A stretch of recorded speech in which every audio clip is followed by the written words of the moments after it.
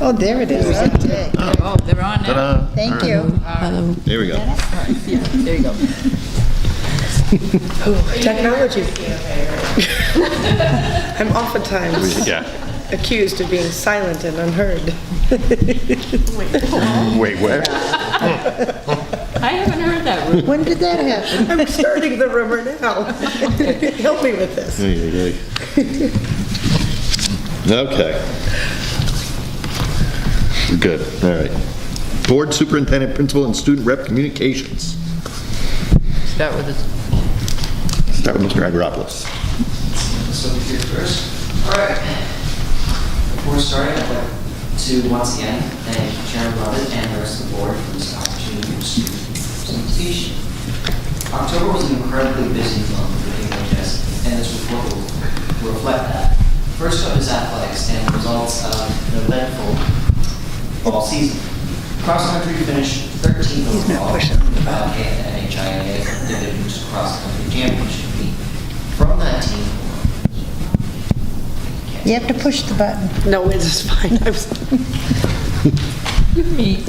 You're worse than me. not heard microphones to begin with, but I can speak up if needed. That's fine. All right, sounds good to me. All right, so from the cross-country team, freshman Veronica Dowd finished 7th in the 5K and competed in the Meet of Champions last Saturday. Girls soccer finished 9th in the division and made it to the first round of playoffs.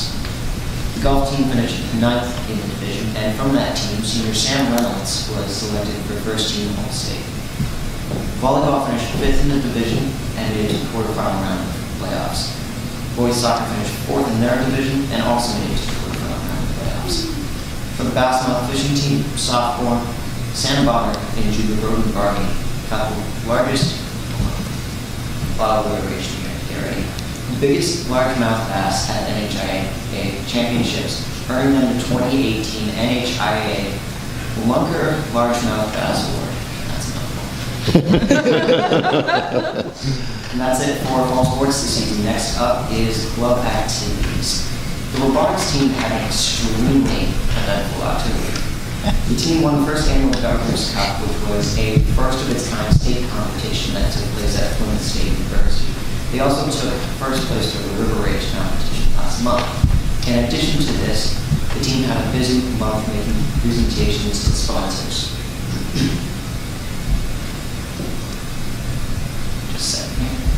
Most notably, the team met with Governor Sununu last month, who gave them a proclamation, and as a result of their Governor's Cup results, all seniors from the robotics team this year will get their first year of college paid for if they attend New Hampshire College. They'll be competing at the Battle of the Bay competition this month, and the board has been invited to watch them kick butt, as Mr. Hines put it. National Honor Society hosted this year's annual Retreat Night on Thursday the 25th of last month, and several other clubs also pitched in to help. The night was a huge success and helped give a chance for local kids to trick-or-treat in a safe environment. NHS will be inducting new members into their ranks on Thursday, November 16th. This is a public event and the board is welcome to attend.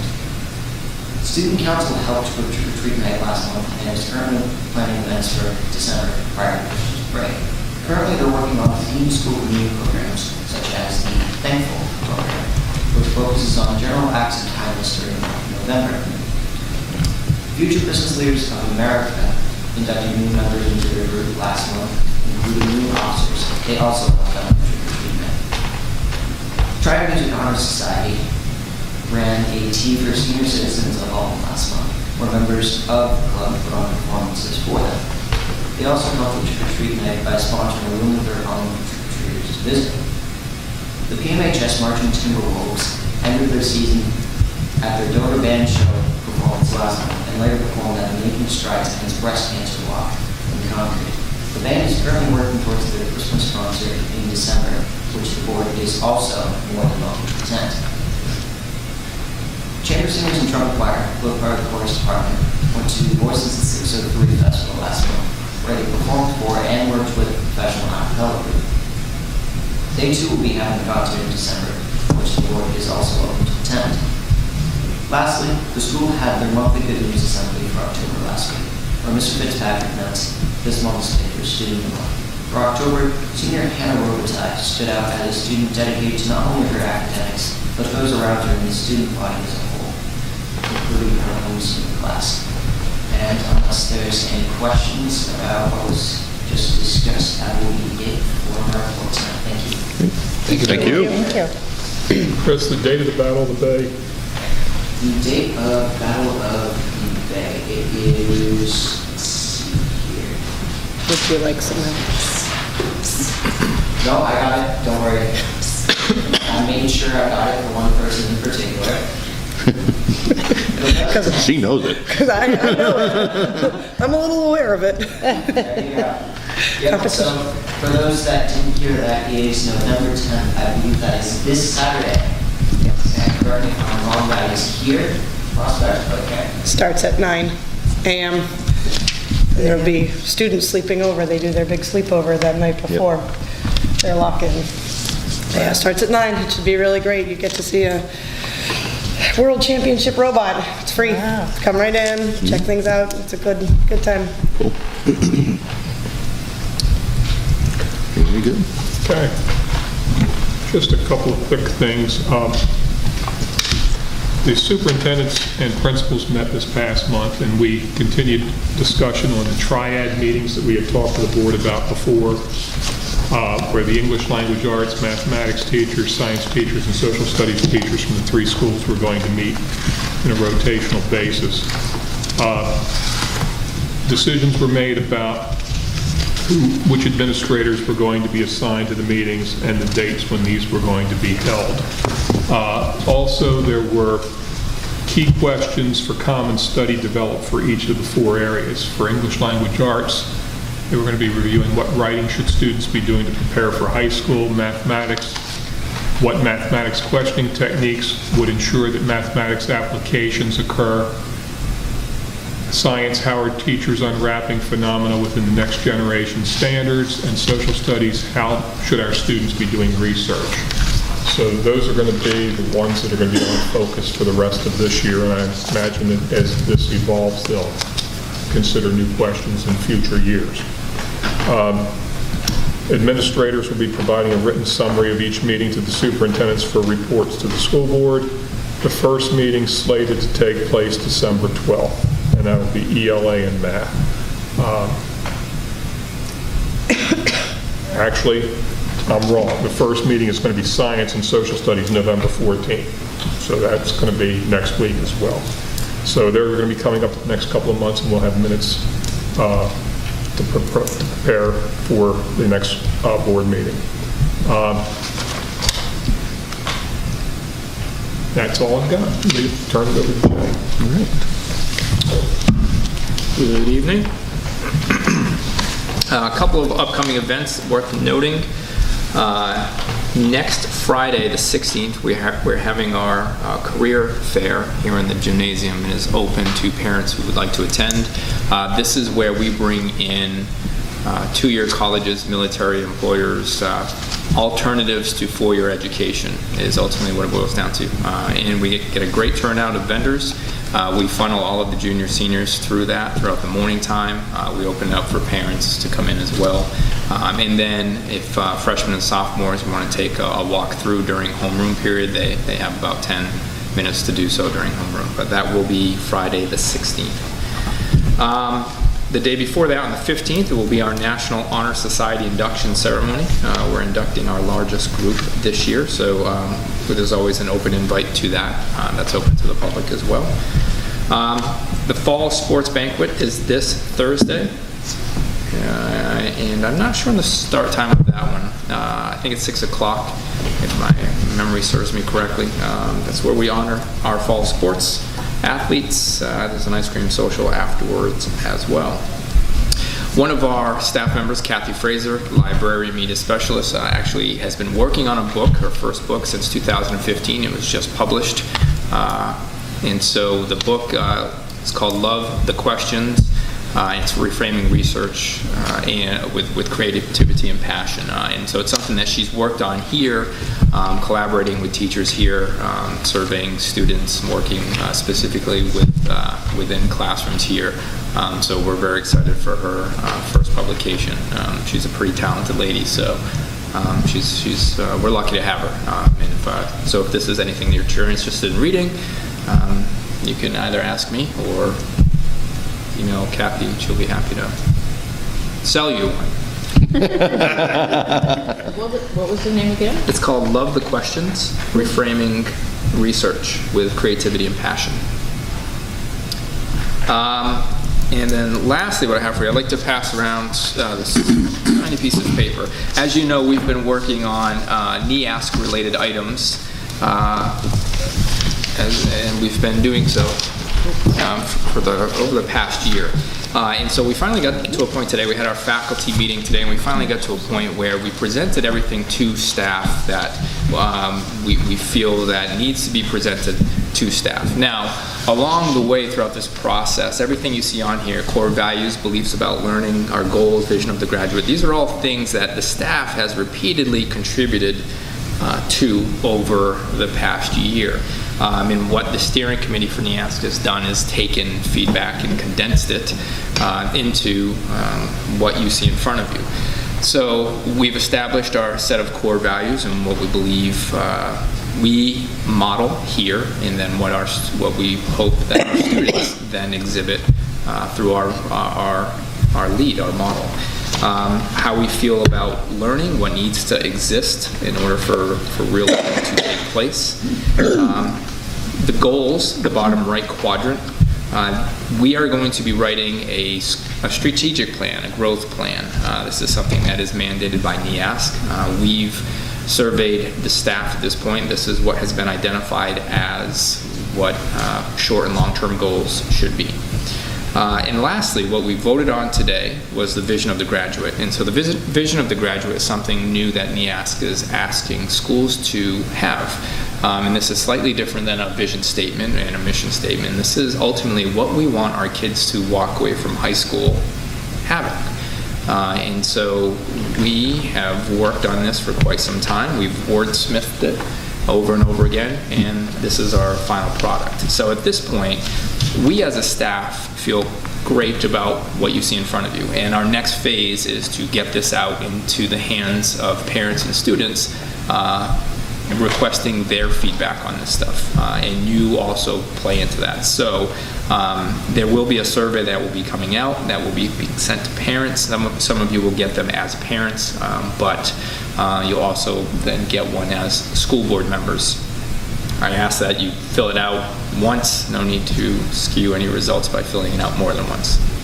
And truth be told, we're not going to, we're you as a board member versus you as a parent, it's all going into the same data, so it won't matter. But if anybody has any questions or specific comments about this as it is right now, feel free to ask. I'm happy to answer any questions that you might have. I was just thinking about a survey that we did at ACS for the strategic plan. It was before I was on the board. Christy was on the committee.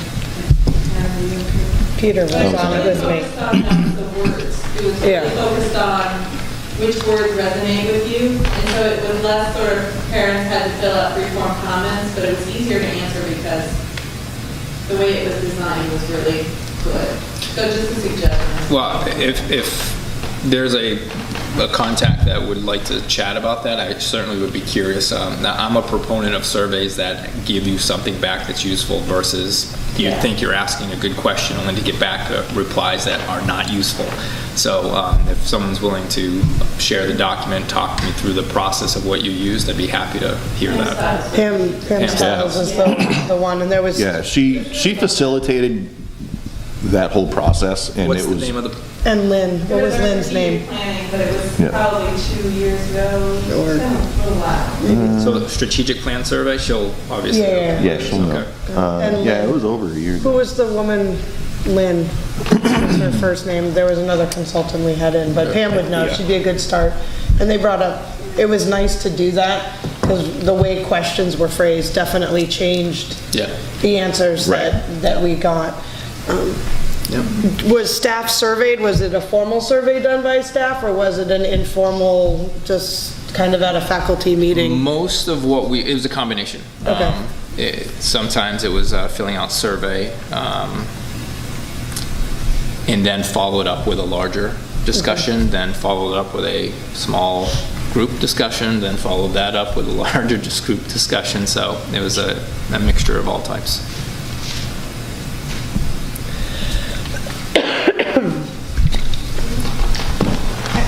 One comment, one thing that struck me on the vision of the graduate is I don't capture the kind of flavor of the mission statement that includes the personalization of education and maximizing individual success. It seems like it's kind of missing from the vision of the graduate. I don't know if they need to be separate things and that's why, or Yes. just Yep. seems like that's a real strong point for prospects. It seems like there's a way to work that in the vision of the graduate that would really tie them together. Something about them following their passion, kind of that personalization piece. Yeah. We, as we've talked about that, we want the vision of the graduate to be different than the mission, because the mission is what we all do on the daily basis to get kids from point A to point B.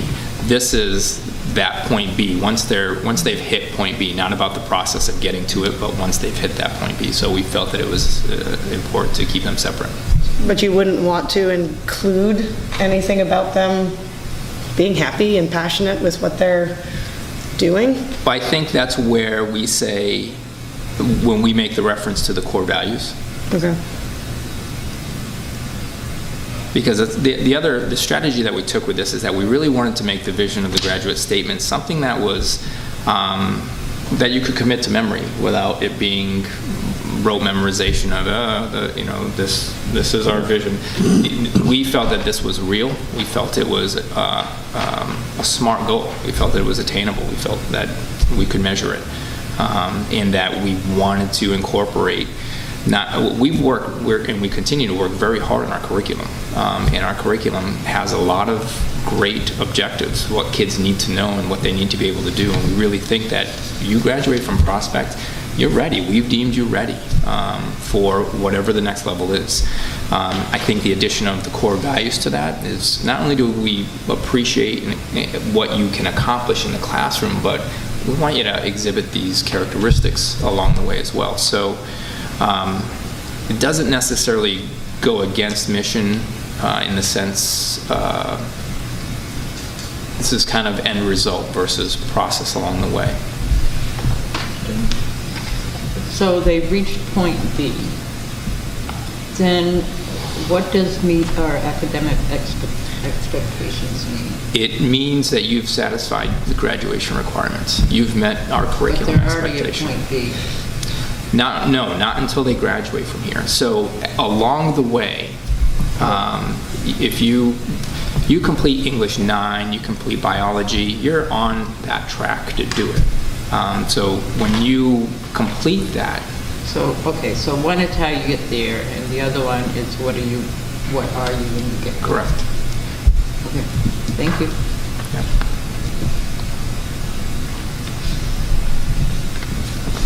I appreciate the questions. If you have more, certain they're not coming to you now or you're not saying them, please, again, this is important feedback that is crucial to the process of coming up with something that we all believe in and that we all, more importantly, can practice. It was by choice to not have a big, long, elaborate, bulleted list that is just a pretty document that gets taped on a wall.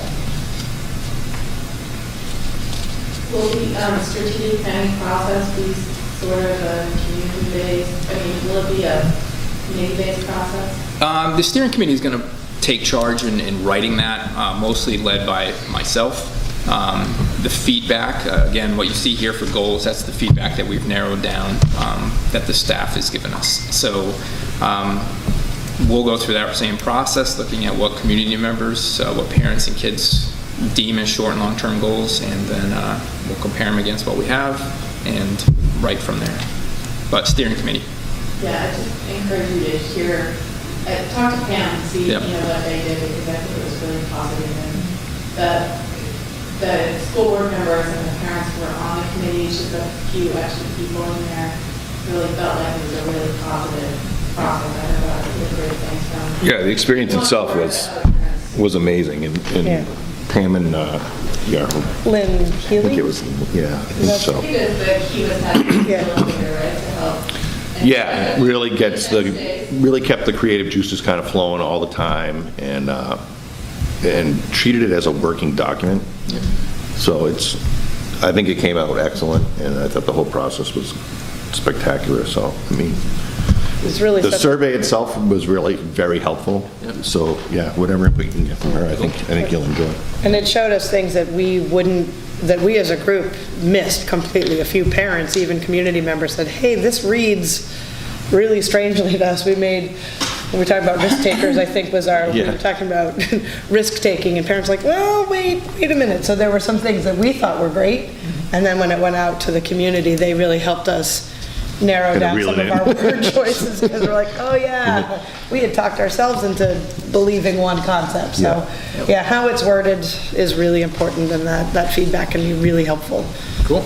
Yeah, Appreciate like it. Peter said, being a workable document, it really has been a living document for us where there have been actionable items in different phases, and the board gets a report every month from the superintendent of where we are in each stage. So it's a really nice colored thing that makes it really easy to follow everything. So, Completed. we've been using it, which is nice. It just wasn't a document that said, oh, we're done with this, and let's put it Right, away for a few years till we revise it. Because that's what we were afraid of, is it was going to be something that the teacher looked at and went, yeah, okay, Right, it's stuck on right. the wall, and this when is we actually began- useful. Yeah, when we began this new reaccreditation process, that was the non-negotiable from the beginning, was that we are not going to jump through a hoop for the sake of jumping through the hoop to satisfy their expectations. Right. If it wasn't legitimate, wasn't real, wasn't practical and feasible, we would rather just take the slap on the wrist and say, okay, yeah, we don't have that. So we're all for creating a working document that's active and practical. Excellent. Very good. Yep. Thank you. Thank you. Okay. Let's move on to action items. The first one being CBA language, section 4.2, substitutes. Let me give you a little background information that might be helpful in understanding where we are with this. Last year, at the beginning of the school year, we had a teacher who was very seriously ill. We weren't sure whether she was going to be able to make it back at all, but we knew that she wasn't going to be back through the first semester. She taught some pretty specific classes, and if you'll remember, we had these discussions with board members who were here at that time about how do we resolve this. So she was put on leave of absence until she was able to recover well enough to come back to school. But we needed to provide for her classes, and some of her classes were classes that were continuing parts of a program that students were involved in, and that, were sequential. So some of the programs we were able to provide resources online, and we were able to get teachers to operate within the CBA by acting as managers for those classes, and they received 1/7 of a substitute's daily pay for those classes that they gave up. Basically it was their planning period. They would go in and they would cover for this teacher. But we had a class or two that we weren't able to do that easy switch, and we had to get real creative. And if you'll recall, what we did was we provided a long-term substitute pay to one of the teachers who was doing the curriculum instruction and assessment of that class. Basically was teaching a class, developing the class, and assessing the students in the teacher's absence. The problem is that that's a violation of the CBA. That's a deviation of the practice where the CBA clearly states that teachers would be paid 1/7 of a substitute's pay for a period of time that they were in the class. There were no provisions in the CBA for that kind of coverage. So there were some discussions between the CBA and the school administration about, the issue and resolution of the issue, how could it be resolved? And there was also a need, as you probably well know, there's a substitute shortage, not just here, but across the state. And when you talk about qualified and certified substitutes, they're scarce as hen's teeth. They're pretty much non-existent. So when you have a teacher that's going to be out on a long-term absence, you want to try to replace that person with someone who is qualified and is able to replace that person. So in a proactive effort, the association reached out to us and said, we'd like to come up with some sort of a plan that could be added to 4.2 substitutes that would resolve this in case it should ever happen again in the future, so that it's not a violation of the agreed upon contract, and that, you know, teachers would be compensated adequately for the extra time that they were going to have to be put in for the development of the lessons, for the instructional piece, rather than just managing the class while the students were working on a computer or collecting the work at the end of the class and things like that, as a typical substitute would do. There was more of an instructional component. So with that in mind, the association met with me. They had proposed some language, and they also had proposed some of this language to Peter, so that he would be aware of what was going on. And what they would like to have considered is an addition or revision to the existing policy or the existing CBA Article 4.2 to resolve the situation. Now, it's been explained to me by Eunice earlier in the meeting that this could be a problem because this could be a money issue. There could be a cost factor involved. But I think that, you know, we need to come up with some sort of solution to this. Basically, what they're asking for as a solution seems reasonable. It would be equivalent to what we pay long-term substitutes. It takes into consideration the teacher's knowledge and the teacher's skills as teachers in preparing for a class, and it compensates them more justly than giving them the $10.71, which would be 1/7 of a substitute daily pay, since they would be doing a whole lot more than just managing the classroom. So that was the document that's in the packet. I don't know how we can resolve this or if it can be resolved at this time, but I think it needs to be brought to the board so that it can be considered for resolution. The association has said that they would be happy to attend, and as you can see, they are here to answer any questions and provide any information that I might have missed. So the problem is that with this long-term, it's an additional $17 a period, essentially, correct? It winds up, let me give you some costs. What they're looking for is a first-year teacher salary, fourth step. Now, certainly, we have very few teachers in the building that are in that category. Most of them are much more advanced than that. So if you looked at where they were on the step and track, they'd be much further along, many of them at the top of the scale. But they're looking at what was similar to a long-term substitute being paid who's a qualified teacher from outside. Basically, they get step one, track one, divided by 185, because that's the number of teaching days that there are in the teacher's contract. So they would make $197.70 a day, because basically you're hiring them for a long-term contract. What they would be looking at would be $43,892 divided by 185 divided by 7, because it would be one period of the day, not one day, which winds up being $33.89 per class covered. Now, even if every class that that teacher teaches is covered, that would only be 5 classes a day, because teachers typically have a duty period and planning period. So that would equal $169.40 per day, as opposed to the $197.70 that the long-term substitute would be getting. So they're being compensated justly, but they're being compensated less even still than what that long-term substitute coming in, if you can find a long-term substitute. Budget wasn't the same if we were having a long-term sub. That's why I think we have to consider how much extra work that is for the teachers to add. Right. that level of planning.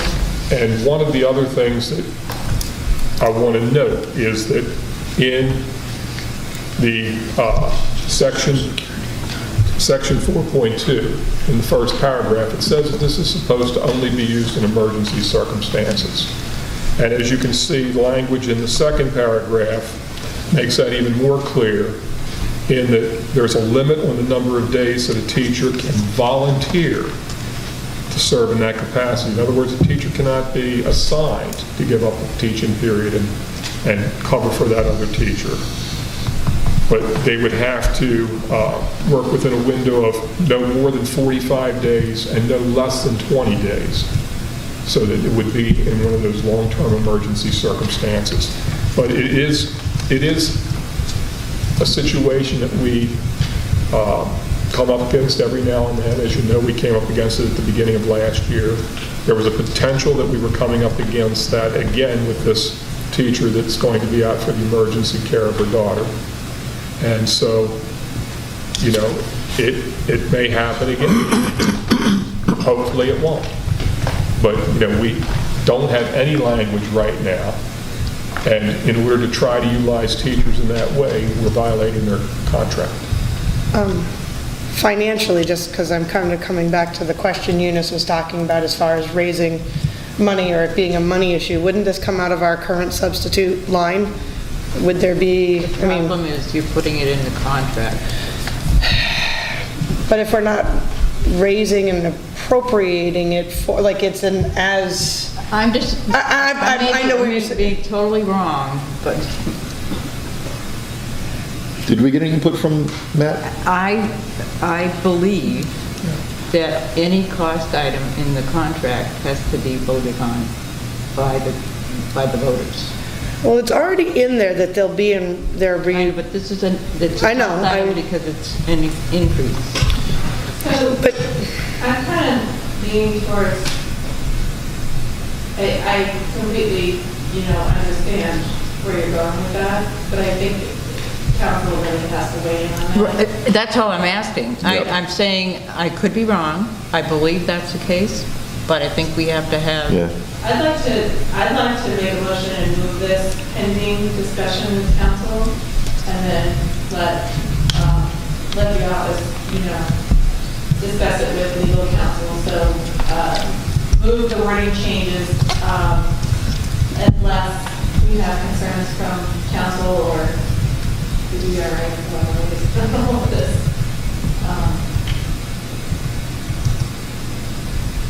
Or we can investigate it during that next, well, we know the situation.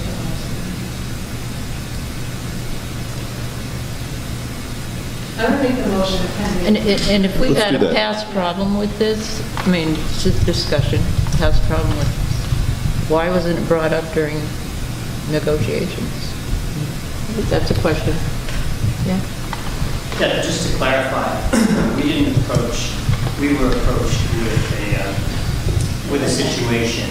So when we proposed this language, it was in response to the situation that arose. We were just supplying the administration with a tool because of the circumstances. We did talk to the UNICEF director. This is not where you need to appropriate money, so it's not a money item in that sense where you have to get it approved by the voters. You get approval of the voters when you appropriate money. So this is just a contract language issue. There's no money being distributed. And the fact is there's already a budget item to that effect, and this probably will never even get used. It's just a tool for the administration to use in the future. So, and it was also to resolve, like once we found this out, that's when some digging was done, and that's when we found out that there was a contravention to the CBA last year when it was handling this situation. I think they had a similar situation. It was all done in good faith, mind you. So we just thought, well, we need to just get this language in and give the administration a tool and be done with it. But we're not appropriating any money here, so it's, in my opinion, anything you have to be in your server, that this is not a money item that needs to be voted on. Well, I thought I just heard that this isn't really urgent, so perhaps we could get legal. No, the issue that we were concerned about, the one where the administration first went to Peter to ask about, would have been the one that we're going to be amending later on. And that's been resolved. But that's not to say that there couldn't be another emergency later in the year. You know, it's a lot of it has to do with the difficulty in getting qualified substitutes. Sure. And, you know, with an aging faculty, you know, it's not inconceivable that, you know, somebody can be out 20 days. Well, I was curious about the choice of the 45 days and the 20 days, just to understand the discussion around those. And Well, the 20 days is typically what we look at when we're looking at long-term absence. We're looking at somewhere around 20 days. If somebody's going to be out for a week, we usually consider that short-term, 10 days short-term. So 20 days is usually the break point where we're looking at long-term absence. Where the teacher would need to be doing planning. Right. Where it's more than, it's not enough lessons have been left behind, so they're going to have to pick up some of those additional duties. The 45 days is typically one marking quarter, and we didn't want teachers to be put in a position where they had to give up their contracted planning time in order to cover for a colleague. So we want there to be a limit. You know, that could be longer. That could be something that could be discussed, you know, whether it be... Yeah, I'm just concerned about the language because I didn't understand how open-ended that might be, because it is voluntary, but it says in no case. It seems like that's a hard door Right. closing. Well, I think both the association didn't want the teachers to be abused by, you know, having to serve too long of a time, and they also didn't want it to be anything less than an emergent condition. So they didn't want it to be, you know, every time you can't get a substitute, we don't want you tapping teachers for substitutes. May I ask something? Isn't it 45 days also if, like, say I'm an English teacher and I'm subbing into math, like I'm not highly qualified in math, so I think there's something with the credit also, correct? I believe. That can also be, 45 that could be one of the days. factors, right? Because like you have to make sure that you have an HQT person in there teaching. You can teach outside of your area of expertise for so many periods a day and for so long. But no, I think we could go as far as 90. But I think 45 was more to keep a limit on it so that it wasn't going to be abusing.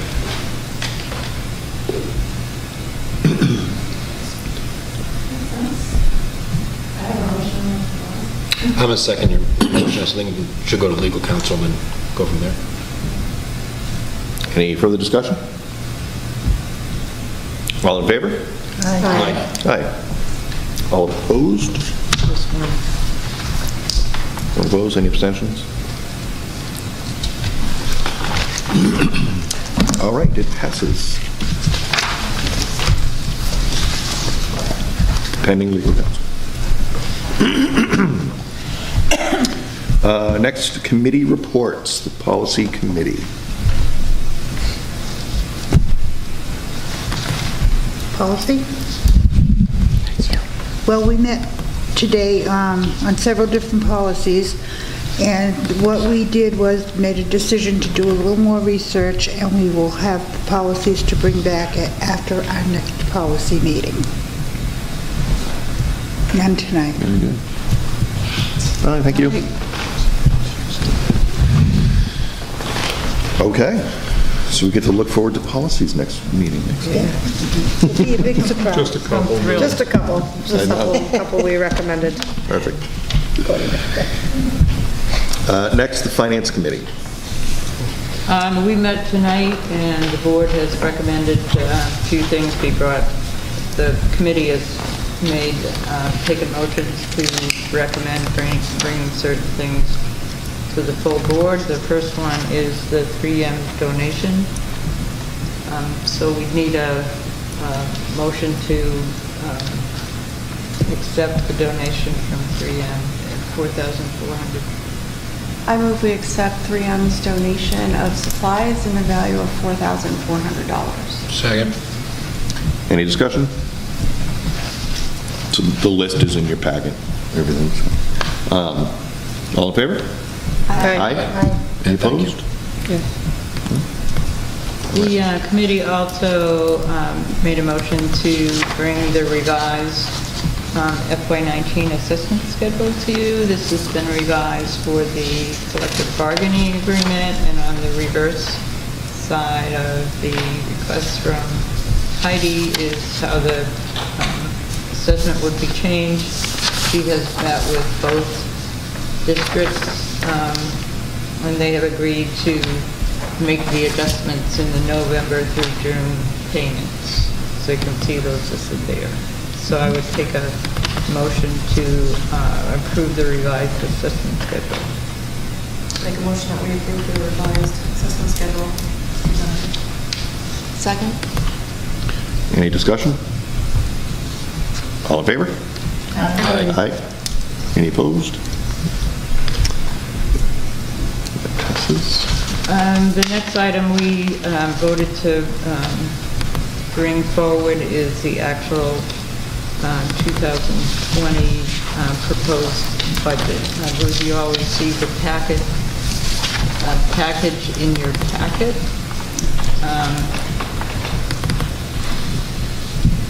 And I think Heidi handed out a sheet like this tonight. Heidi's going to back me up by, I guess I've now volunteered to go through a few things. But if you have any questions, the Finance Committee can answer them when I'm done. But if you're looking at this sheet, just highlighting a few things. Obviously, the CBA increases are included in this budget. The 3% pool, every year we've been doing a 3% pool, so even though it would look like an increase in the budget, the current year has already been allocated, so that's more of a level funding. For some of our support staff, we've had changes in staff, and so we actually have a savings there.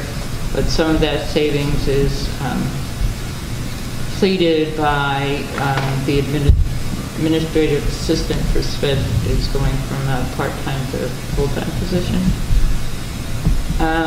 We've got the CBA beyond the salary increases. There was an increase in committee stipends, and we have to budget it as an increase, but we suspect it's actually going to be a reduction in costs because it's actually prorated per meeting you attend.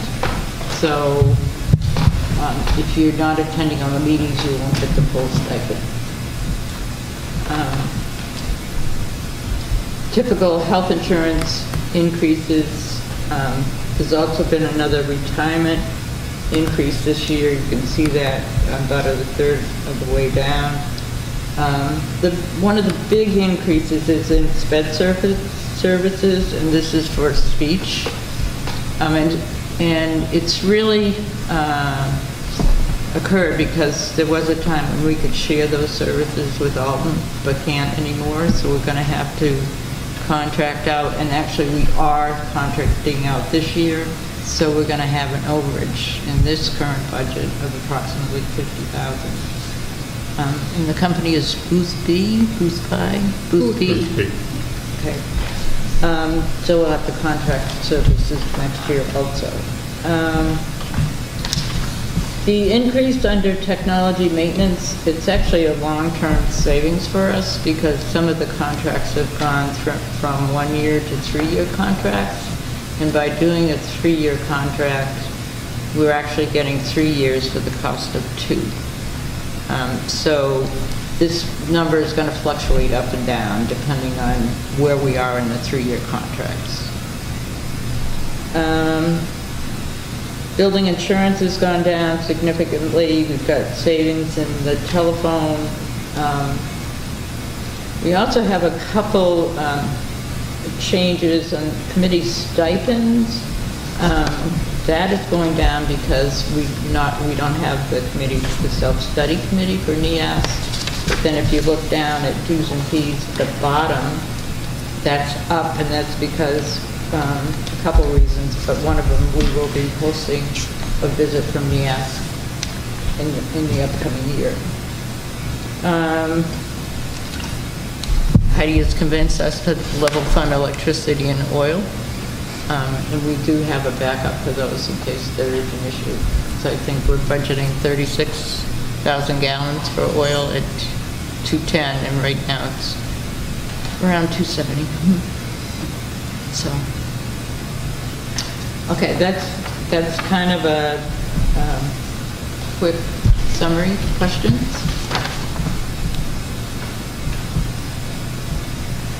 I'll take a motion to, what's the first thing we do? There's 2 stages to our budget. It's the first one? This is the first. I know, but what's it called? To go to the joint budget committee. Are we ratifying? No. We're recommending. Okay, Yes. we're recommending, we'd need a motion to recommend our proposed budget to the joint budget committee.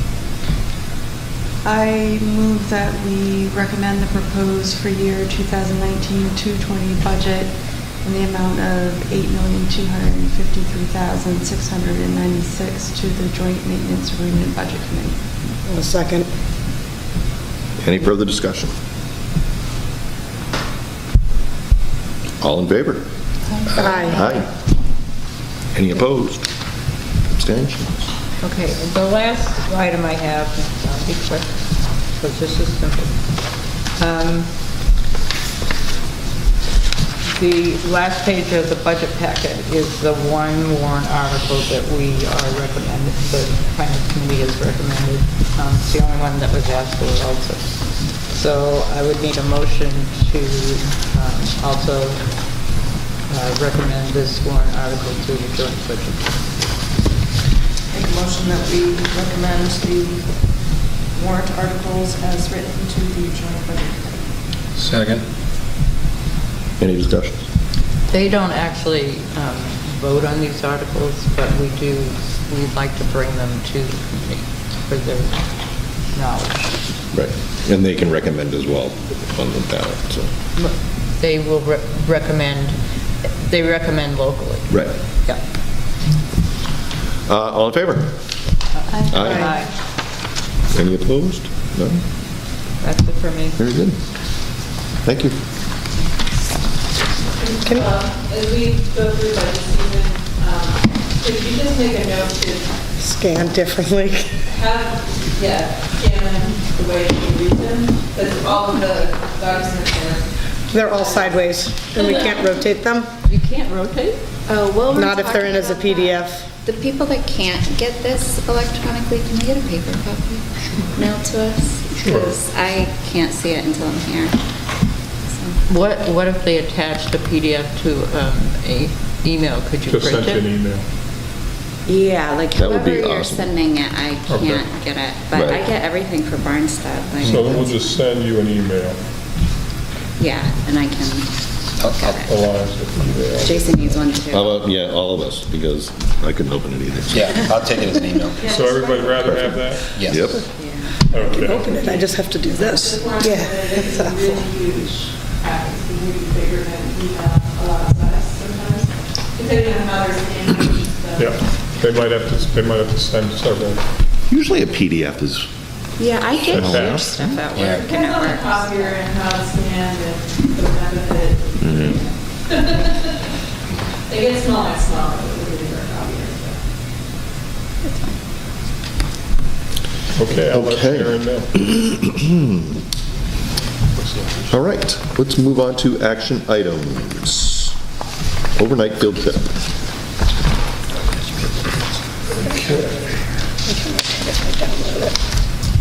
The first one in your packet is Special Olympics for Thursday and Friday, November 29th and 30th.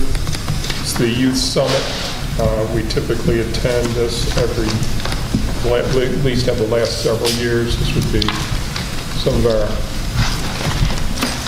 special students. So we need permission since it's an overnight trip. I make a motion that we approve the overnight trip for Special Olympics. I'll second. Any discussion? All in favor? Aye. Mary Connor's going to be there. There she is. And the second overnight trip is the outing club. Where's that page?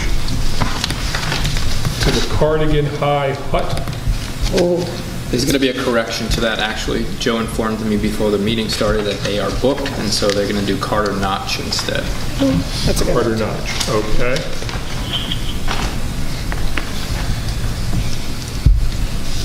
Is it Cardigan High Notch or just Cardigan Notch? Just Carter, Notch. not cardigan. It's Carter. It's Carter. Notch. Carter Notch. And the departure date would be 11/16, and they'll be gone for a total of 2 days, so it'll be an overnight trip. About 12 students, all high school age.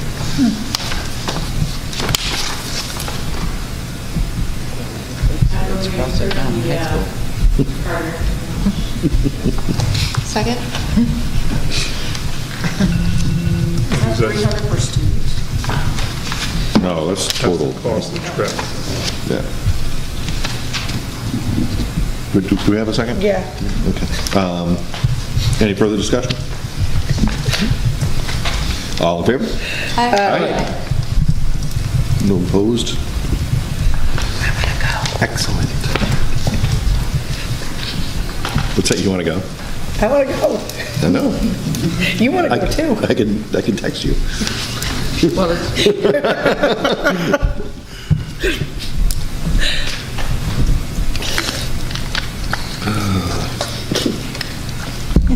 Awesome. All right. We're better off not explaining some Right, yeah, things. yeah, definitely. Next, the permission to conduct a survey. Jay has a request. So I have two seniors who are in the process of doing some research with the intention of making a presentation to the freshman and sophomore class. It's specifically involving juuling and electronic cigarettes and vaping.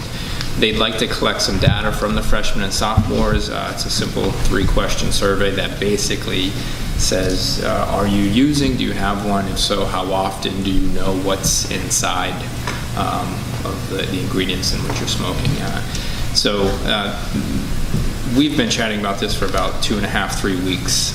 So they're at the point now where in order to continue, they need to survey kids. But because they're not doing it for a class, it falls outside of the academic realm. So we need your permission. Actually, you need parent permission, state law. Step 1 is here though, because if you say no, then we're not going to move on to that As point. long as you know it's not. We got caught last year with the survey that Yeah. was misunderstood. Yeah, I mean, if you kill it here, then we're not. Okay, as long as you know that just because it's approved, if it's approved here, it still has to be approved by parents. Of course. Yeah. Is it electronic? It would be, yes.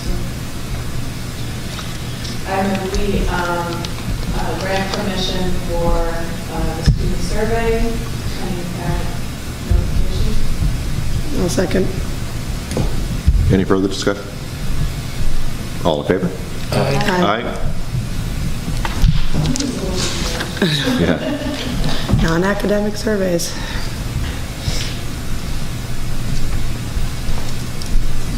Okay. Next, the superintendent search. So, we need to find a superintendent. Check. Check. All right, good talk. So we're going to need someone to make a motion maybe to start up a work group or whatnot. I move we form a superintendent search committee. I'll second. Any discussion? How many people do you think we should get on it? Let's figure out all the bugs right now. At least 10 to 12 is a good number, with, representatives from both boards, administration, teachers, other staff, and parent and community. Maximum could be more than that here. Yeah. I think we're going to need a chair and a vice chair for this committee. Probably. Yeah. Whose turn is it? We have to go through that whole thing? Nose goes. I'm also working with all. Yes, you and I are. Is it the board after chair? Because I'm chair here? I would say so. Do we think 2 members is accurate? 2 members from each is good, or just 1 from each? I think 2 for me. Okay. All right. Does Barnstead want to come up with a chair? Don't we usually do that once the committee's formed? Within the committee, they elect, right? Okay. All right. Do we have 4 members who are interested? Yeah, rock, paper, scissors for me. That's how all decisions are made. I'd be happy to as well. I think the Alton one's going to be done. So, unless anyone else is. Yeah. Otherwise, I could, I just do the spot if I mean, you guys are already kind of in a team. I don't mind acting as a, like, backup like I'm doing on others, which is not a bad thing to have with the way our busy falls are going. So if you have 2 people and then 1 kind of acting as a backup, if something comes up, then you don't feel like you're stuck all the time. And just for purposes of discussion, is it okay to share what we've had so far? Not. When we met as a search committee, Yeah. the number of applicants. Yes. So when we met as a search committee in Alton, we had had the position posted for a good 5 to 6 weeks at that point, and we had 1 applicant from out of state who wasn't qualified for the position. So it's just, I just want to sort of make that public and make it, know that it's a tough market and we need to work for it. Right.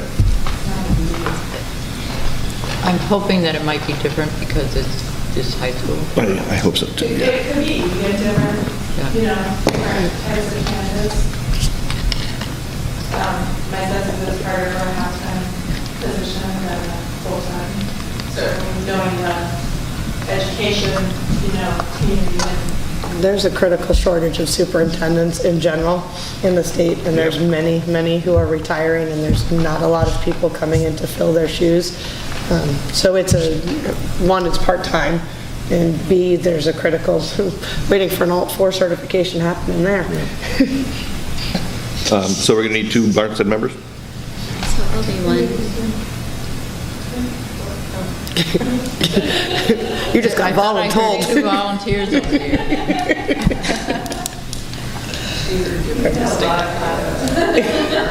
You're a good backup.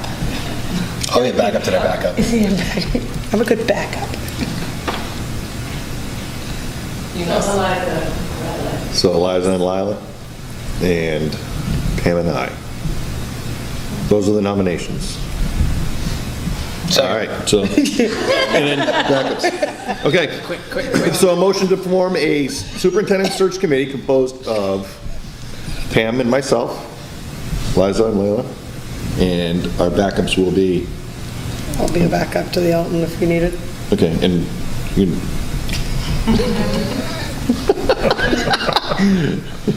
Enthusiastically, Jason will be the backup.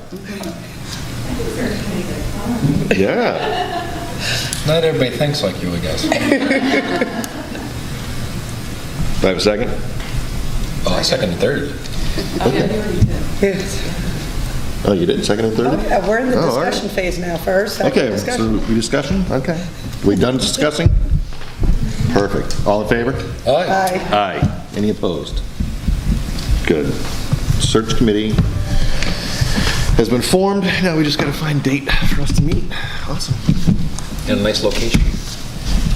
Yes. With a Yeah, I bar. A beach. Even better. Max for meetings. Yeah. So we've been told that he is not delivered. I would ask, you talked about a meeting. I would think that the first meeting would be the 4 board members to determine the makeup Yep. of the entire committee. Yep. Yes. Well, I mean, in the interest of time, would we put the ad out even before the search committee gets going? Oh, I think we should Yeah. definitely get an ad out now. Should we talk about that too? just a possibility. I know there's a lot of possibilities on the table in Alton, but, you know, as a board, we were wondering if the possibility of combining superintendents might be an option. I'm not sure that it's necessarily that we would want to combine it depends on the candidates, I think, whether we have two good half-time candidates or one full-time candidate who could serve both schools. But depending on the situation, Alton is willing to provide benefits for a full-time superintendent if that's what it takes to attract somebody. Well, maybe it's the time to look at, because there's been so much talk about why do we have 3? It might be time to think about maybe one. No. And how that funding would be done. It's been a long time since we've been in that position. I think, I think that's something we're going to have to just kind of discuss once we get into the committee. Right, but And we'll I see just what throw we that know, out because I agree. You know, we were talking about sharing, and that has come up so many times. Yes. And I think it's worth looking at. I just want to make sure that we have the blessing of the full board to advertise as an either-or kind of position, that we're not, time is getting tight, I think, already with superintendent positions, and I'm worried about if we spend time advertising as 2 half-time, and then we decide, oh, we're not finding the right candidates 2 months down the road, so we need to go out and advertise as full-time shared position, then, you know, it almost feels like it might be better to advertise as either-or scenario and kind of see what comes in and see what the possibilities are. So you would be thinking about advertising for a full-time shared, not saying 50-50, but full-time shared, or a part-time? Or 2 part-times. Part-time here and part-time here. But we definitely wouldn't want to go down that path without the full blessing. What's the strategy of that versus just saying full-time? I think just to keep our options open, because we might, and maybe, you have a really good point. What if we get a person who's fantastic for prospect, but they only want part-time? I think with so few superintendent candidates right now, and having been involved in one of these searches pretty recently for Concord, or at least peripherally, and seeing the number of candidates, I just feel like if we get a fantastic candidate who only wants part-time and only wants the high school, I think having that option open is a good option. I think we want the best candidates we can get for each position. We just want them getting their applications in, so I think it's already been mentioned that there are superintendents who only want high school, or, we may attract that way. I think if we just kind of keep that pool nice and wide, then we can be taking them in and then I guess my problem is that you're walking into either full-time or a 50-50. And that eliminates the 3. You're talking about all 3 school districts? Yes. When is the contract up with your current superintendent in Barnstead? Because we don't want to do that, like if there's somebody who's already having a contract and non-public. I'm just saying, that person might be interested in applying for the position. I don't know, but... They might be. Then it makes it really tricky to advertise it if But is they... that anything more than full-time? No, I wouldn't think so. I would think 3 schools, high school and 2 K-8 schools, in my experience, should be, one superintendent should be able to handle that. When we get to that point, I guess we're just assuming that you have a superintendent in Barnstead and We didn't want to step on that person's... position's not open right now. Well, you're not, the other board members can weigh in, but you're not stepping on my toes. I mean, I just want to be careful how we advertise, that we're not eliminating a possibility. Okay. That's all. So we could work as a committee on maybe the wording of the advertisement too, because we could sort of say full-time or part-time. But we just have to say the way that things are kind of sudden and we don't know what we're going to. So it's not wishy-washy. That's what I'm doing right now. Very, very wishy-washy. We're kind of in a unique situation, Right. so. My thought where Alton just, and I know it's high school versus elementary, but you just posted for part-time and had very limited applicants, is that we post it as full-time, knowing that it will likely be for more than one school, and see what we get. And if we get nothing, then you can look at that part-time option, but I just don't think, we're saying to put both, but I think it does make it confusing, and you're really only looking at, well, if there's someone that can just do prospect, we're eliminating them by full-time. Can I say something? Yes. Sure. You want to renege and come back? Problem solved.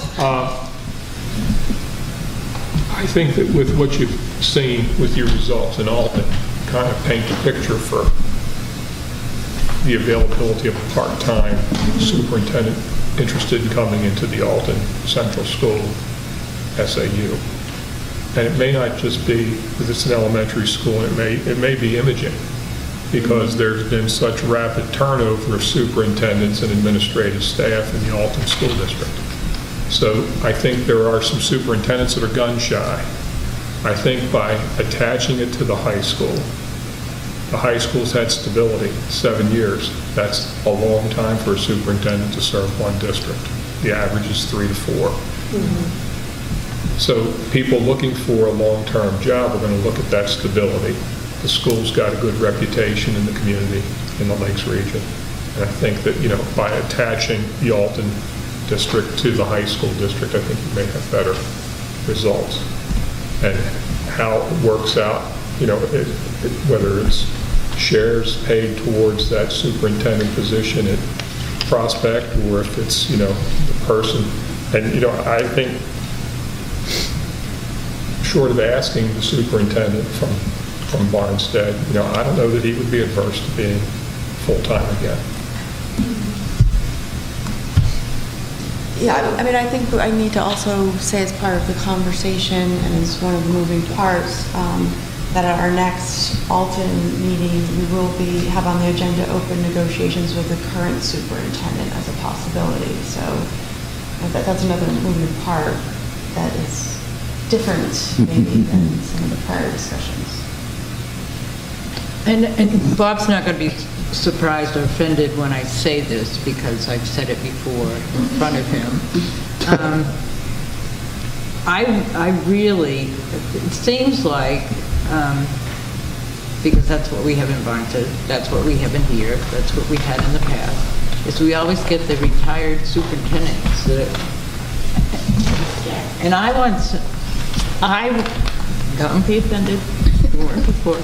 I'd love to see somebody in here, not starting out their career, but saying, this is where I want to be, and they're not retired. I agree with you. I worked in Alton for, 10 years, and 5 different superintendents in 10 years.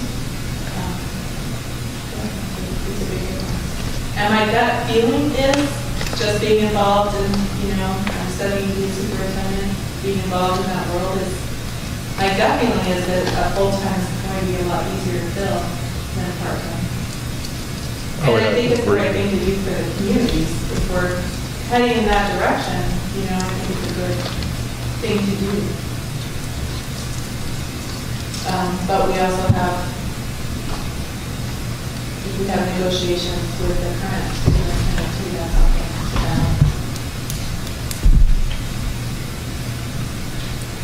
It's a lot of questions. It's a lot of decisions. Well, we have wait a minute. We We have a committee now, so. Right. But are we making it too complicated for the ad, though? I mean, I guess... If people are saying they want to advertise as full-time. Yeah, I think that you just And advertise. I think then you see what you get per pool, and then you have an opportunity to talk to that pool or interview them and show them what the possibilities are Right. and where they're interested. And if they say, well, no, I'm not interested, then you have to think about what you're going to do about that. Because, I mean, I'd like to keep it wide open, what our possibilities are. I mean, that's my personal opinion. What's so vague as to say full-time to possibly 3 schools? I think somebody, was it Eliza, who said full-time shared? I don't know if I that's... think we want to be A little vague. fairly vague. Yeah. Yeah, just because we don't know. We don't know I if it's 2 or 3, but You then could it's not say- saying it's just one. You could say full-time shared to serve the Alton and Barnstead school districts, There you go. because if they're at Prospect, They're still Barnstead they're students. still Barnstead. That's a good idea. And then getting clarification on column, that you want to. Yeah.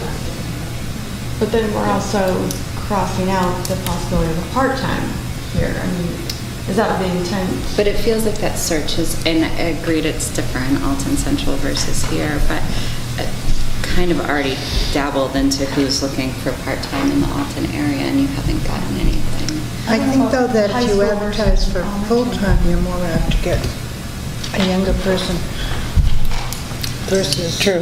Well, Yeah, right, to part-time, Eunice's you're looking point. at retirees for the most part. I'd say if we don't at least look at the idea of combining some stuff, then we're not going to be, the taxpayers won't be real thrilled if we don't at least look. Yeah. Yeah, I think you're right. I mean, we brought it up at our school district meeting and promised to look at it, and I think if it doesn't work, it doesn't work, but at least we made the effort. And I'll put out the word with the various associations that, we're looking at a couple of different scenarios and not really willing to travel, so, people won't know. I don't think it limits you. Just because you're looking for full-time doesn't mean you can't hire part-time. It's just seeing what pool we get out there. And in good faith. If you felt the need to go to the part-time, you could take that full-time position and split it. Yeah. Yeah. I think if they're retired, Well, I think at any time, if we start, if we actually head down the road where we're sharing, we would have to come up with a model for the funding and a model for what if there are years or a year when Barnstead is doing something major or Alton is, and you need additional resources. I mean, that could happen. Well, after January 1st, it's limited hours they can work to. So it's reduced hours from 30 to 25, and then 1,000 something per year. So, it'd be interesting if it were There's shared. districts with like 10 cooperative, Sure. towns, we can do this. Just up the road is... Yeah, but the state has a way of telling you how to budget when you share for a co-op or a regional. They can't tell us. And we're the only one in the state, right? We can do whatever we want. I just want to say, I'm not opposed to the shared position. I understand those arguments, but I'm concerned about leaving the ad as open as possible.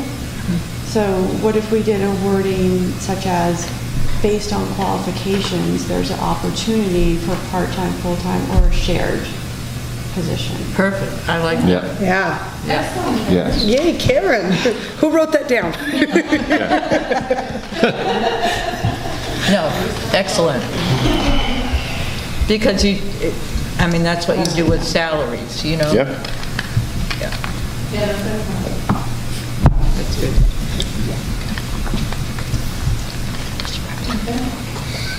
If you want to Yeah. I'll send you a call. try to set a date now, or do you want to just say a little bit after the meeting And if you can come up Yeah. with the wording and send it to Sharon, we can get that posted. Okay. Do you post the school spring also? No. I've been told very definitively that we need to post the school spring. But School Spring will pick up on the ed jobs anyway, so if you search for it, School Spring automatically shows other search engines. It always pulls from ed jobs. So, I mean, yeah, School Spring is one too, but I believe it'll pull from ed jobs anyway, because it says at the bottom, in your area, also, not that I've ever looked. Somebody just said that to me last week, so. So that we know somebody that has. Asking for a friend. Asking for a friend. We can put it on the board down at the end of the driveway. Well, this is the $1 million superintendent mile, isn't it? PTFD or shared superintendent. All right. Where are we? Adjournment. Not yet. We have an E. We added We have an E. We have to rotate. Remember? Committee formation, what committee? Oh, she's actually.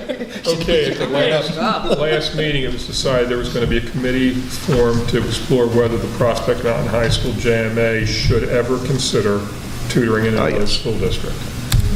And this was after the meetings that we had and after the visitation that we had. So I'll leave it up to you, Peter. You know how to form committees, you just did it. Okay. You didn't volunteer for the other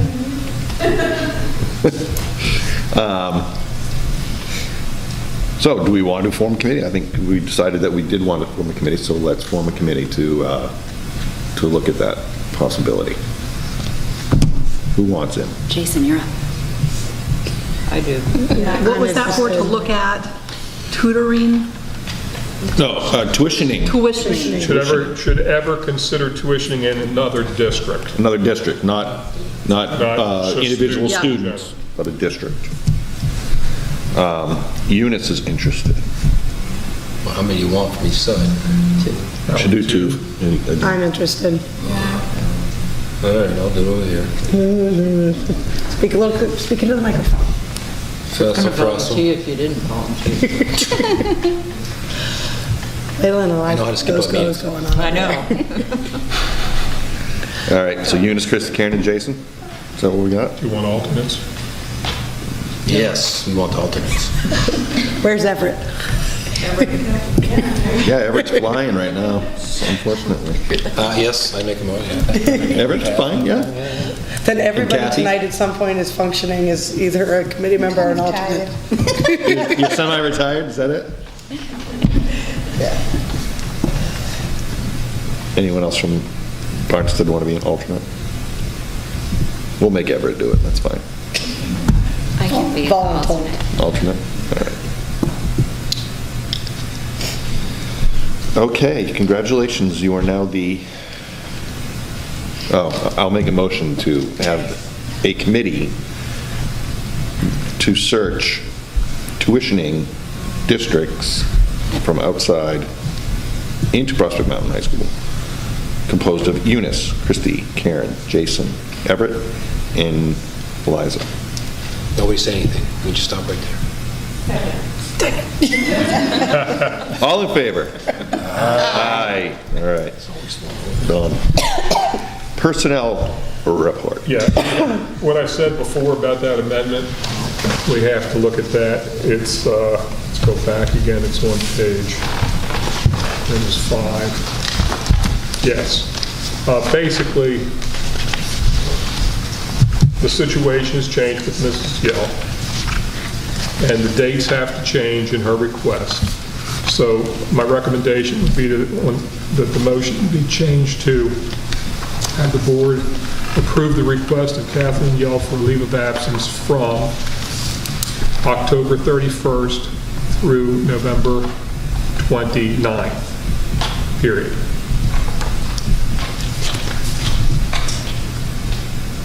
I move we approve the changes, leave of absence dates for Kathleen Yale. Second. Any further discussion?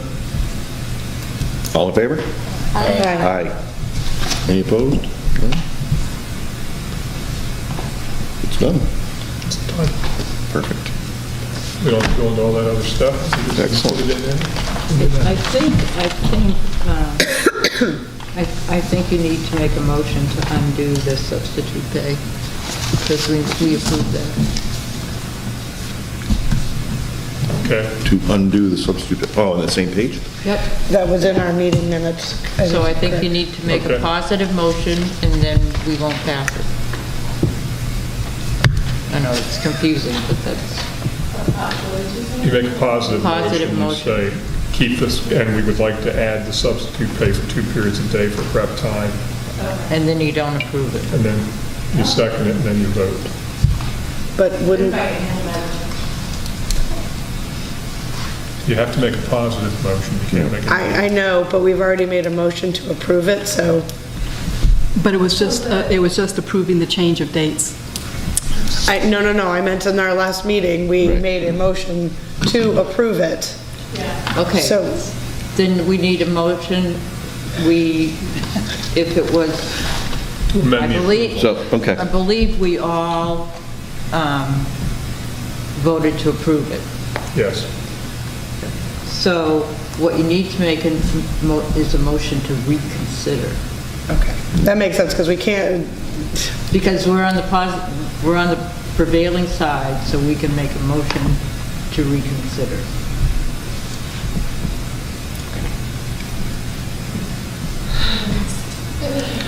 well, because the wording of it's a little, So we'll make the motion in a second.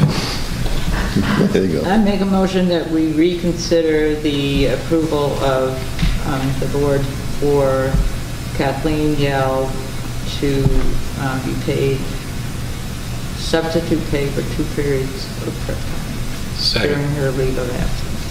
Second. Any discussion? So now we're going to vote to reconsider.